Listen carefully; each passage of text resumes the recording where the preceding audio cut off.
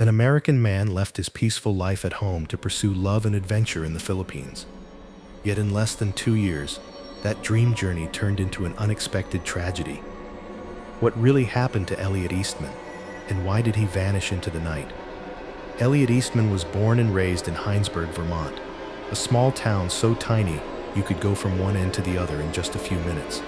There, people lived gentle, peaceful lives, their days tied to a repetitive routine, going to work, shopping for groceries, and spending weekends at the town's only cafe. For most, that rhythm of life was enough, but for Elliot, it felt like an invisible cage, trapping his youth. From a young age, Elliot was not like the other children. While his friends preferred staying home to play games or going to the fields to play in the mud, he loved to venture alone into the woods, following old trails and climbing hills to see a wider sky. He was fascinated by books about exploration, about mountaineers who had set foot in the Himalayas, and about explorers who had gone missing in the Amazon rainforest. The more he read, the brighter his eyes shone, as if a fire in his heart was constantly urging him to leave. In contrast, none of Elliot's friends were interested in those fanciful things. They just hoped to finish high school, find a stable job in town, then get married and live a contented life. They often teased Elliot, "What do you read those adventure books for? All that matters in this life is a steady monthly salary." But Elliot just smiled. In his mind, a voice incessantly echoed, "I have to go somewhere farther. I can't live my whole life here." On winter evenings, when snow blanketed the town, Elliot would sit by the window, his eyes looking out at the hazy forest and the mist. He would ask himself, how many unknown lands are out there? How many untold stories? It was in those moments that Elliot's desire for adventure was no longer just a childish dream, but gradually became a vow in his heart. One day, he would leave Hinesburg. One day, he would find a place no one dared to set foot. What made Elliot different was his persistence. He didn't just want to think about adventure, he wanted to truly live it.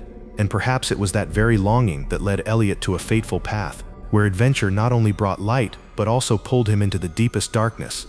In late 2023, Elliot took the step he had long cherished. After months of saving every penny, he bought himself a one-way ticket to the Philippines.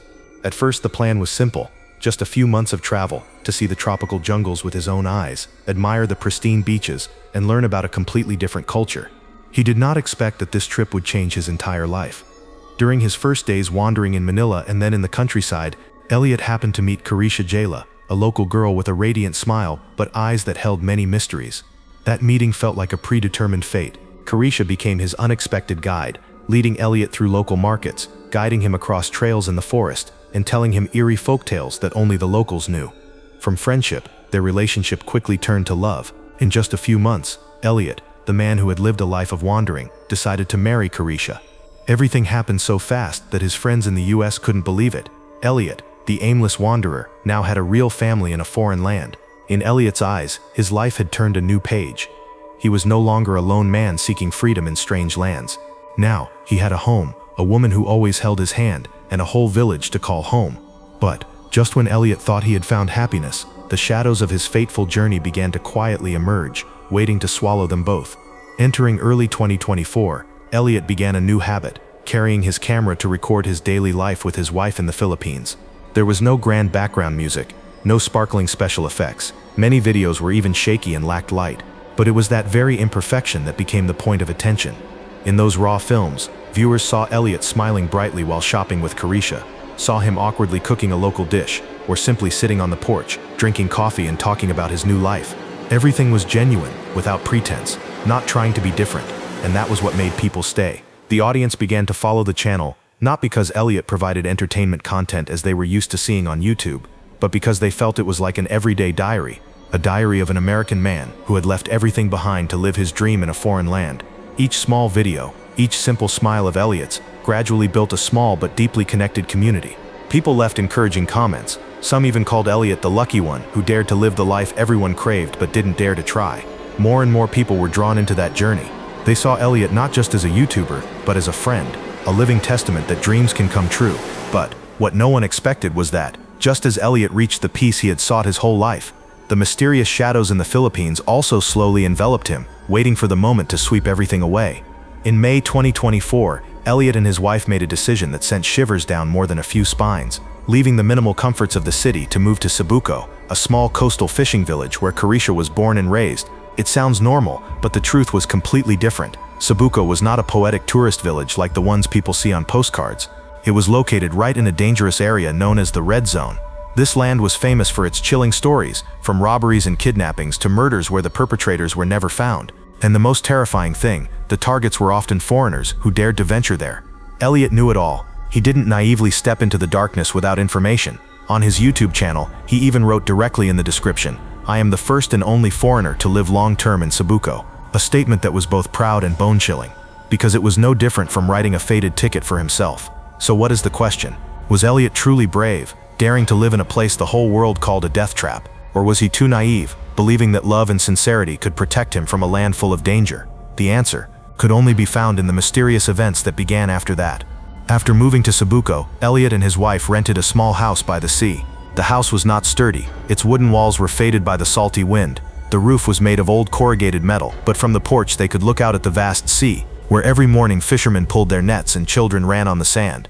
For Elliot, that was the image of a new beginning, simple, authentic, and completely different from his boring life before. Not content with just living, Elliot also wanted to integrate with this village. He opened a small convenience store right in his home, selling all sorts of odds and ends to the locals, from rice and salt to candy for the children.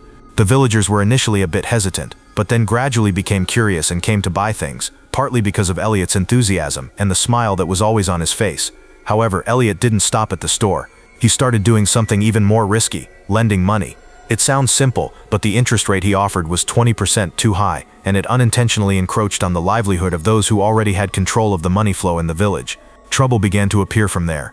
Once Elliot discovered a stranger standing outside his window, staring into his house in the middle of the night. On a few other occasions, he had to quietly leave the village for a few days, disappearing without an explanation, then returning with his familiar smile, as if nothing had happened. The strange thing was that, while these silent threats surrounded him, Elliot's YouTube channel still released new videos regularly. People saw him filming scenes of going to the market with his wife, tidying up the store, or sitting on the beach talking about life. Everything was shown with an optimistic tone and a broad smile, making viewers believe that Elliot was truly living his dream. But for the perceptive, something was not right. Occasionally, brief moments appeared in the videos. Elliot's eyes looked a bit tense when someone walked past behind him. His hand trembled slightly when mentioning the business. These small details, when put together, revealed a frightening truth. Life in the dangerous land was not as stable as Elliot wanted people to see. That evening, the atmosphere in the small coastal house in Sabuco seemed calmer than usual. Elliot sat eating dinner with his wife and her parents. The meal was simple, with only stewed fish, boiled vegetables, and hot rice, but laughter still echoed in the cramped kitchen. Elliot must have thought that, at least in this moment, he had found true peace. But that peace only lasted a few minutes. The door of the house suddenly burst open. 4 strange men rushed in, holding guns, and their uniforms were identical to those of the police. Their sudden appearance left everyone frozen. One of them coldly pointed a gun directly at Elliot, his voice curt, "You have to come with us." At first, Elliot was stunned, but after just a few seconds, he realized these were not police. The cold eyes, the aggressive demeanor, and the sloppy way they acted, all of it exposed one truth: this was a kidnapping. In that moment, his survival instinct kicked in. Elliot jumped up, looking for a way to run. The loud crash of a wooden chair, his wife's piercing scream echoed in the small house. Elliot dashed toward the back door, hoping to escape into the darkness. Then, bang! A gunshot tore through the night. Elliot fell to his knees, blood gushing from his leg. He tried to crawl away, but another bang rang out. The bullet lodged in his abdomen, causing him to collapse onto the cold ground. Blood spread across the wooden floor. Elliot's breathing became labored. In his daze, he could still hear his wife crying, the sound of chairs being knocked over, and heavy footsteps approaching. Without any hesitation, the strangers grabbed Elliot and dragged him out of the house. Outside, a canoe was waiting. His body was exhausted, his shirt soaked in blood, and Elliot only felt the cold wind hit his face as he was thrown into the canoe. The canoe's engine roared, and it sped into the pitch-black night of the Sabuco Sea. The small lights on the shore receded, farther and farther, until they disappeared completely. That was the last time the world saw Elliot Eastman, alive.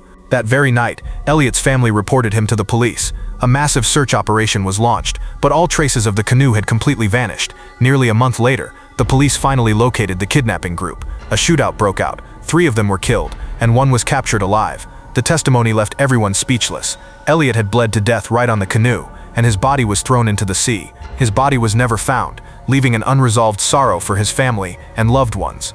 The tragic passing of Elliot Eastman left a huge question that haunts everyone. Why? Why did a young man full of ambition, who was building his dream life, become the victim of such a brutal kidnapping? The police put forward several theories, but each theory contained its own fear, painting a dark picture of what really happened on that fateful night. Theory 1. A cold-blooded ransom kidnapping. This is the simplest and most common theory. Elliot's case could have been a typical ransom plot in the red zone. Elliot's fiancée, Carisha, had once revealed a chilling detail. When she was in high school, a Canadian school friend of hers was kidnapped and was only released after the family paid a $50,000 ransom. This area is known as a place where criminals often target foreigners, believing they are wealthy and their families will easily pay to save their lives. Elliot, with his YouTube channel, unintentionally became a perfect target. He was not only a foreigner, but also publicly showed his life on social media, which could have led the kidnappers to a mistaken belief about his wealth.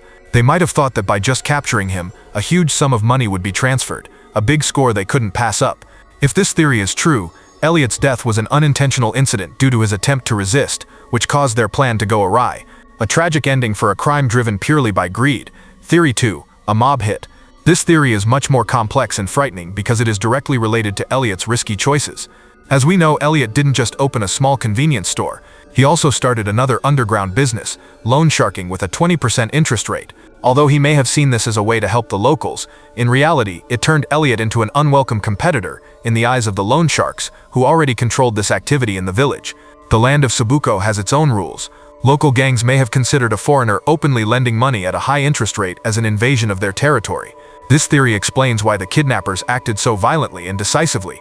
Their goal was not to kidnap for ransom, but a warning or even an elimination to remove a new competitor. This also explains why the attackers quickly shot Elliot as soon as he tried to resist, instead of trying to capture him alive to demand a ransom. Theory 3. Hatred and jealousy from locals. This is the most personal and chilling theory. In his channel's description, Elliot proudly said that he was the only foreigner living long-term in Sabuco. This very difference, along with his increasingly popular YouTube channel, may have made him a target of hatred and jealousy. In a difficult area where life is a struggle for survival, the appearance of a young foreigner who married a local girl and seemed to be living a dream life could have caused envy. It's possible that a group of locals, not for money or power, but simply out of blind jealousy, planned to teach him a lesson. This kidnapping could have been the climax of the long-simmering hostile attitudes. If this theory is correct, Elliot's death was not because he was a foreigner, but because he had become too prominent in a place where everyone tried to hide in the shadows. Regardless of the true reason, the outcome for Elliot Eastman remains a heartbreaking tragedy. His YouTube channel is now just an abandoned legacy, a cold reminder of a young man who went seeking freedom but ultimately found a tragic end in what he called his promised land. The story of Elliot Eastman is not just a tragic murder case. It is a chilling reminder of the fragile line between adventure and disaster. We, who followed each of his videos, always admired Elliot's courage. We want to believe that he lived a full life, but the truth is, he passed away before his dream could even grow. Elliot chose a risky path to find a different life. He found it, but it was a life that ultimately led him into eternal darkness. So, what about you? Are you willing to give up everything you have to chase an adventurous dream, with the price that could be your own life?